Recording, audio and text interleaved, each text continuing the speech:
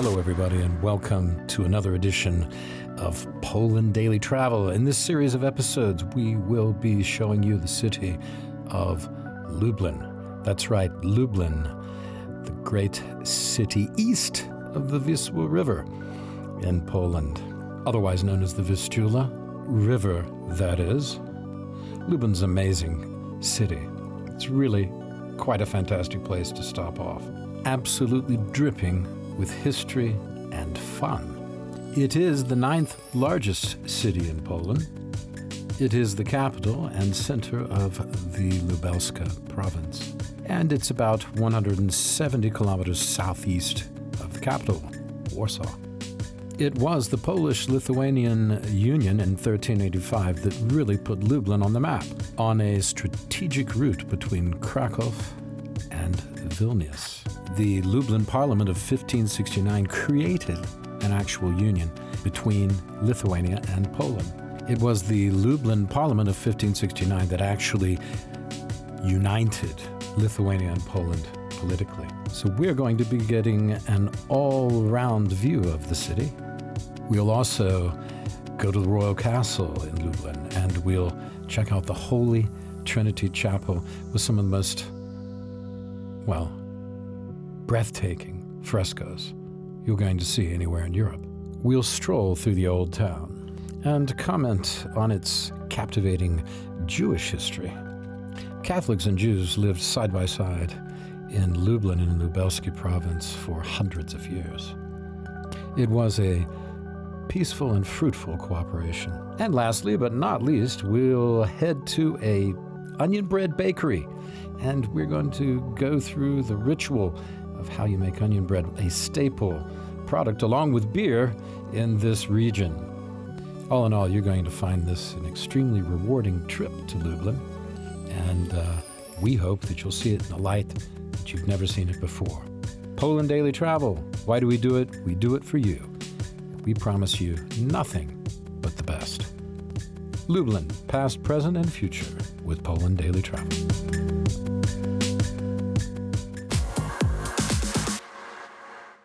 We're in the Castle Keep, and on our way to the church, Bogdan and I saw this painting, and we said, "Hi, we have to at least mention it because it's a realization of the power of Poland and Lithuania union." That's correct.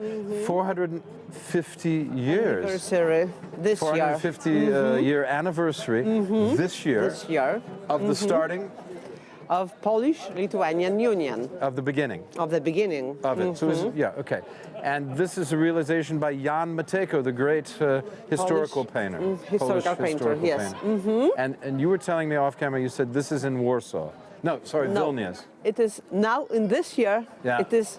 The picture is in Vilnius. To celebrate this. To celebrate. But where does it live usually? In Warsaw or? No. In Lublin. It lives in Lublin. The owner is National Museum in Warsaw. But we can see this picture, it stays in Lublin. Okay, and there you are. You can see the seriousness with which this was taken. An awesome union at the time. Matejko's imagination. But what we have in Lublin is this crucifix. Right. Which is real. Actual real thing. Yes, in Dominican's church. Yeah. In the Dominican church, which we saw from the upstairs, over here. Yeah, we're going to walk by there later. Okay. Sure. Okay, stay with us. We're going inside and look at some icons, and then we're gonna go on to the old town and walk through. Stay with us. Hello, everybody. Here we are in the Holy Trinity Chapel, and holy cow, it's amazing. I've never seen anything quite like this.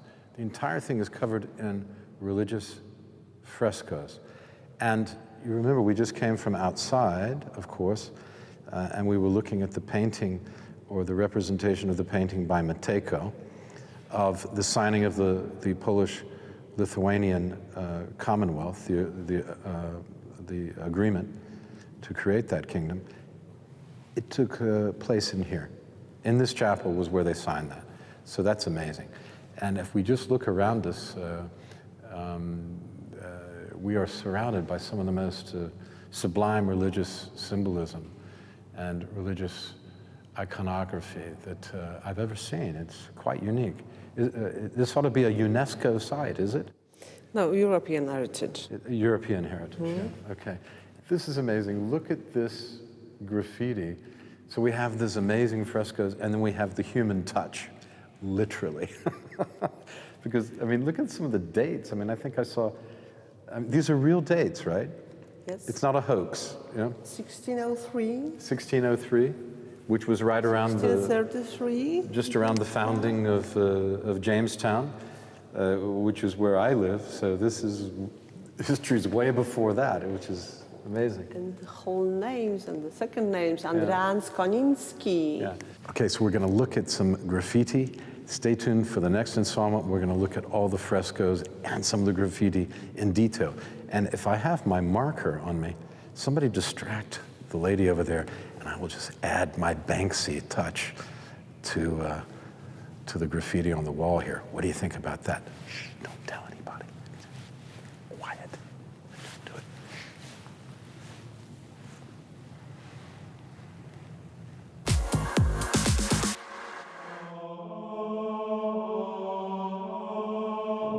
Holy Trinity Chapel at Lublin Castle ranks among the world's most precious heritage sites. The monument where the two great cultural traditions meet, the Latinate West and the Byzantine East.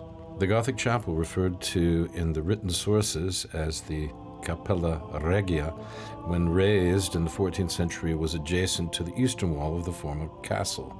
It's completed at the same time.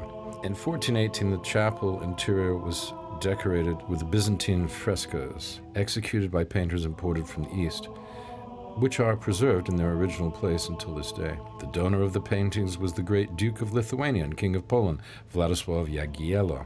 He was known for his bonds to tradition and the art of Eastern Christianity. Lublin Castle and the chapel witnessed numerous important historical events. The election of Władysław Jagiello as King of Poland took place there in 1386, and in 1569 the act of signing the union between Lithuania and Poland. The Swedish and Cossack wars in the 17th century brought ruin to the royal residence, and the chapel was one of the few buildings left of the former impressive complex. In the early 19th century, a prison building was erected on the site of the ruined castle.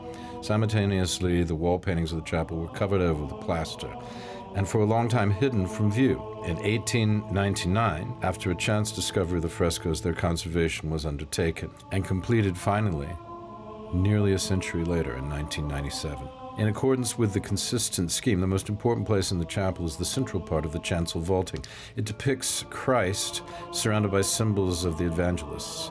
The dove, the symbol of the Holy Ghost, is placed above this image and complements the theme of the Holy Trinity, repeated on the chancel arch wall in the scene of Abraham's hospitality. At the feet of Christ in majesty, on the boss of the vaulting ribs, there is the coat of arms of Jagiello, a double cross. The Holy Trinity is accompanied by a host of angels, which take up most of the vault space in the chancel and the nave. The upper zone of the chapel walls display the crucial events from the lives of Christ and the Virgin Mary. The Annunciation starts the evangelical cycle.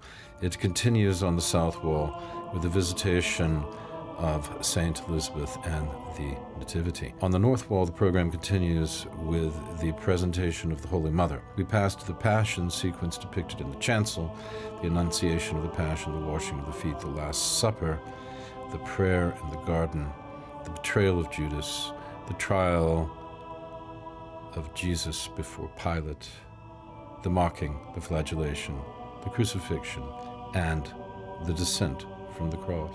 Despite the differences in the style of execution, the paintings make up one whole, respecting the canon of Byzantine iconography and in perfect harmony with Gothic architecture, which is displayed in the church. The frescoes please the eye with their bright and vivid colors and rich ornamentation. They move with the elated beauty of the composition and remind the visitors of the King who endowed Lublin with this priceless monument. The Chapel of the Holy Trinity has been included in the European Heritage List, and rightly so.